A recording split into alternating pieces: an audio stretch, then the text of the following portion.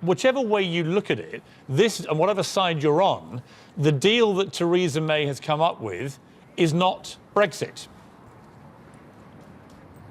It's not. And if I were somebody who was a passionate Brexiteer like Nigel Farage or Jacob Rees-Mogg, I would be saying this just doesn't do remotely what was offered. And if you're somebody like me, you're saying, well, we're taking the cost and the hit on the economy, and what's the point? Theresa May, having spent the entire time saying that, you know, a no deal is better than a bad deal, is basically now gone for the complete opposite. She's going to argue for a bad deal. A bad deal is better than no deal. It's almost a complete U-turn of her attitude. She wouldn't admit what she's got as a bad deal, but everybody else says it is. Well, this is the worst deal in history. I mean, we're giving away in excess of £40 billion in return for precisely nothing. Trapped still inside the European Union's rule book, continuing free movement of people, continuing with the foreign court, having a say over our own country. Nothing has been achieved other than giving away a huge sum of money. And the truth of it is, in any negotiation in life, any business negotiation, the other side needs to know that you're serious about walking away. And what Monsieur Barnier knew from day one is that at no point did Theresa May intend to walk away. And I just hope that we see today in the Cabinet and later on in the House of Commons, our politicians realising we didn't just vote to leave in a referendum, we backed it up in a general election as well. And this is now a fundamental matter of trust between the electors of our country and those that govern us. If this deal comes before the House of Commons and the alternative is we possibly crash out with no deal at all, would you vote for it?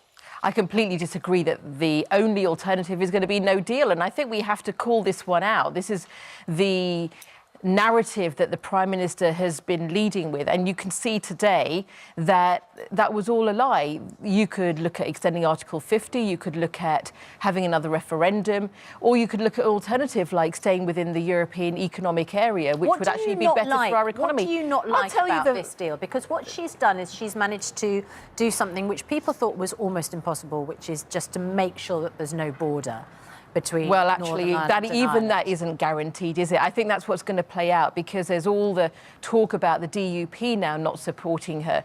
The truth is that this was a circle that couldn't be squared, and I think she's been pretending to the British people that we're going to be able to do this. And look, 2 years on, we're now at the very last minute. It can legally be stopped, but could it politically be stopped? I think that's because I only ask because your leader, Jeremy Corbyn, says no. Keir Starmer says, your Brexit guy, says yes. So but you go on about the Tories being in chaos. Yeah, you can't even get your story right. Yeah, but you know, the point is you can, I know what. You can take something out of context, but there is a really important thing. It's not out of context. No, hang on. Look, Jeremy Corbyn was... I've said that Brexit can be stopped. You can, but Brexit can be stopped legally. Nothing out of context. Jeremy Corbyn was unequivocal.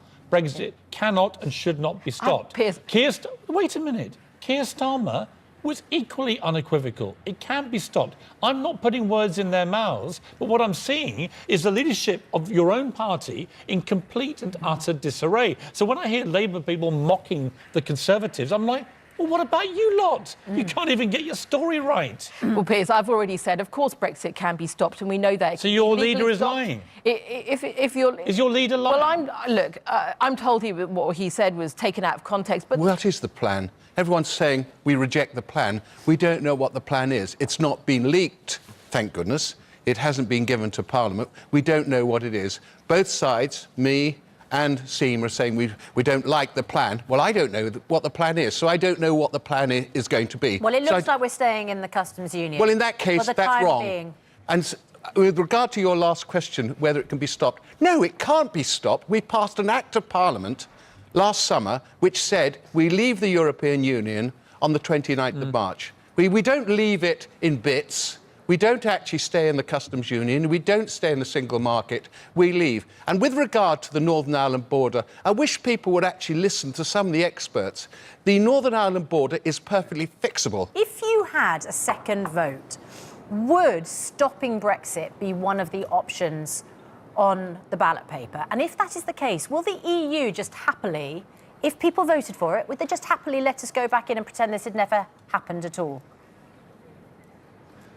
We haven't left. We haven't left.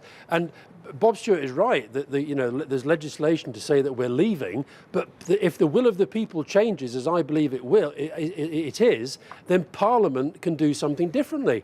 And Parliament, I think, there's no way Parliament can vote for this deal.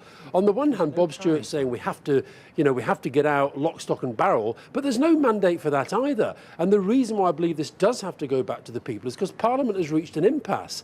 And, the campaign was won on lies. Theresa May has negotiated on fantasies, and now the fantasies are coming home to roost. If the leader of the Labour Party, Her Majesty's opposition, is saying unequivocally it cannot and should not be stopped, that's a massive problem, isn't it? Because it means that everything you're saying may or may not be true, but the leader of the train driving the opposition doesn't agree with you. Yeah, but listen, as Seema said, you're in a really important political moment here. And the fact is that we've had, for the last 6 months since the People's Vote campaign started, you've had the government, most of the opposition, most of the media saying this is never going to happen. And we've moved to a position where it's now the most popular position in the country as to how this should be resolved. Jeremy Corbyn, I'm going to be charitable here. Let's say that he meant we the Labour Party alone cannot stop Brexit. He is the leader of a party which, as Seema said, is now signed up to a policy. I understand why they're going to call for a general election. They're not going to get a general election. So if this issue is to be resolved, at some point it has to go back to the people. Okay, to answer Susanna's point, yes, I do believe that Remain should be on the ballot paper. This deal clearly is not Brexit.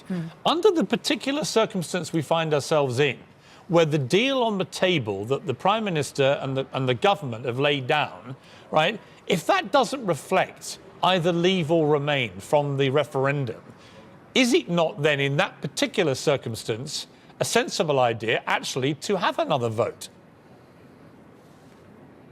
Well, what would the question be, of course, is a great difficulty. 60% of the country don't want a second referendum, and I think it would lead to an even deeper distrust of the whole political process to make people vote again. Look, I think the point is this.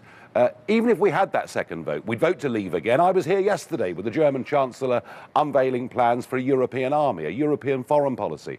British people don't want these things. The question is, what kind of Brexit are we going to get? And the truth is, we have a Prime Minister who stands up and says, I'll take back control of our laws, our money, our borders, and does the complete opposite. And I say to Bob Stewart and the others, for goodness sake, get rid of not just the worst Prime Minister I've ever seen, but perhaps the most dishonest one as well. Get rid of her.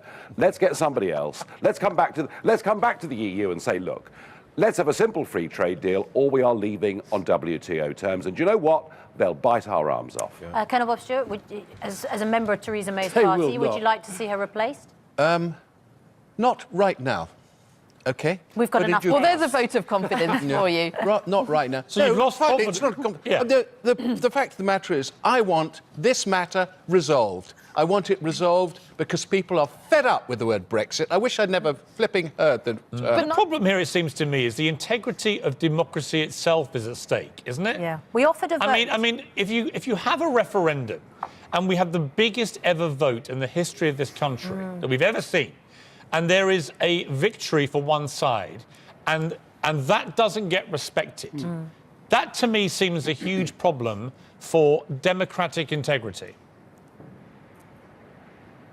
But Piers, the thing about the concept of, if you like, continued consent from the public. We had the referendum.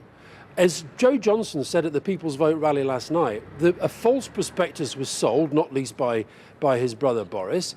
And now we've seen in the negotiations that those promises cannot be fulfilled without fundamental damage, huge damage to this country. And as that happens, I think people are entitled to say, no, we're changing our minds about this. Now, of course, it would be divisive.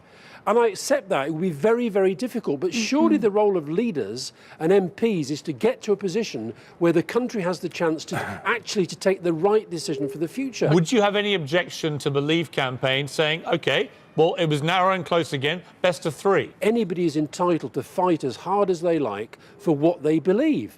And therefore, people can fight about this. And look, if you believe, as I do, that this is going to do fundamental damage to the country where your children, your grandchildren are going to live for the rest of their lives, I think you don't just have a right to speak out, you have a responsibility to do that. Okay. And I think that when you talk about democracy, I'll tell you what's anti-democratic is MPs doing something which they know is going to damage the country. Okay, final That's anti-democratic as Final well. point to Nigel Farage.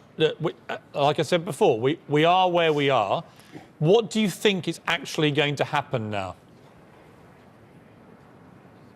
I believe that the cabinet will collapse. I believe that Parliament will collapse. I think we have a career political class who will put their own reselection within their parties above the interests of the nation and our democratic system. We voted for independence. I've seen it again and again over watching politics the last 35 years. I really hope I'm wrong.